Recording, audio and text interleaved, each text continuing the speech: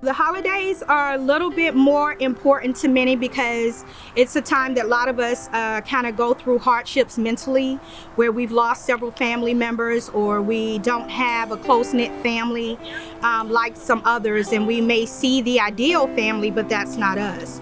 And when you're serving the less fortunate, a lot of these individuals, some are out here on their own. A lot of them may be going through hardships and they kind of steer away. They don't want to take their family through what they're going through. So during the holidays, they're just out here. And I found our community kind of jumps in a lot around Thanksgiving and Christmas to give back to the less fortunate, which is a great thing. With Be Kind, Be Great, we do the same. We'll make what we call blessing bags, where we give out non-perishable food items, socks, hats, gloves. Now we're doing hand sanitizers and face masks and things of that nature, because it's very important to let people know you're still loved. I used to be homeless 7 years ago.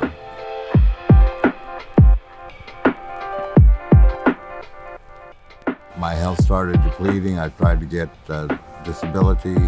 It never came through. Next thing I knew, I was losing my apartment.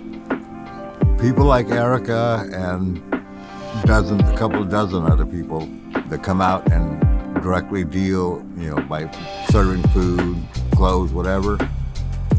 It's greatly appreciated. It lets people know, like when I was homeless, I knew at least that there was somebody that cared. That means a lot right there. My mother passed. Unbeknownst to me, she left me enough money. Now I have a house, I have a car, both bought and paid for.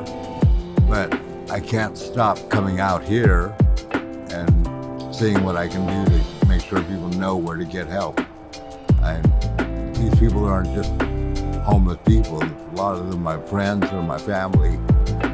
This is just part of what I do. I'm very fortunate that I'm working now with about 40 churches, about 20 different organizations, United Way, cooperative ministry, social workers, probation departments. I wasn't financially able to do what these other people were doing, but because of the list I was putting together, at least I was able to share with people where they could find other meals, other days, other locations.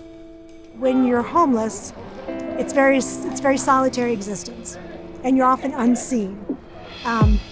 You feel unseen. No one looks you in the eye and talks to you. And we come down and we talk and we eat. I met with Miss Jennifer Bailey last January or something, and she was giving away a lot of food. And we decided to start cooking, grilling. And we've been here every Tuesday at 4:30 for the last 7 or 8 months that we've been here. We have not missed a day, and we enjoy it.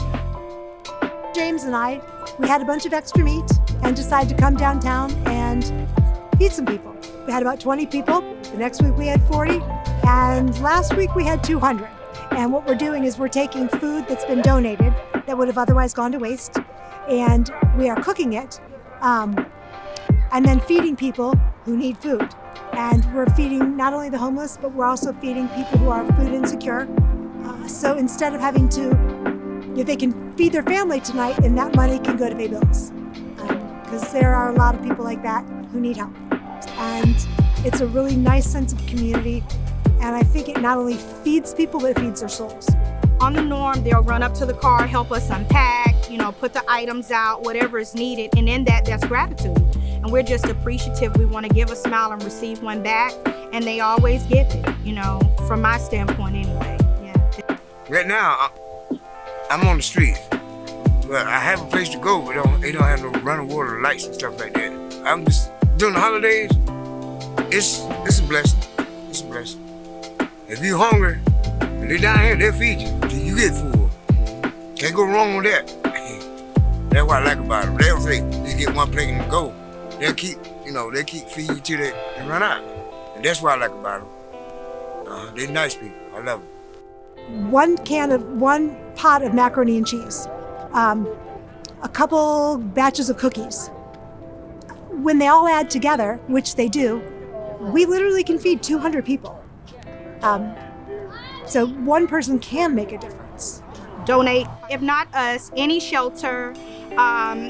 I advise individuals, hey, if you're just riding, pick a blessing bag in your car. Just put socks, hat, gloves, items out of the Dollar Tree, actually. And if you run across someone that you feel may be down on your luck, just jump out and maybe pass the bag. If you're scared, maybe just jump out and sit the bag on the ground and kind of wave the person down and say, hey, here's something for you. I know sometimes it's unknown territory to many, and some people are afraid to approach head on, which is okay. But, you can reach out to any organization here in the Columbia area. You can donate financially or monetarily to give back in any way that you feel, that's sufficient for you. There's a lot of need, and people often wonder what they can do to help. It's actually incredibly easy. We're creating community. We're helping to get to know people. And during the holidays, that is really extra important. I think it's extra important.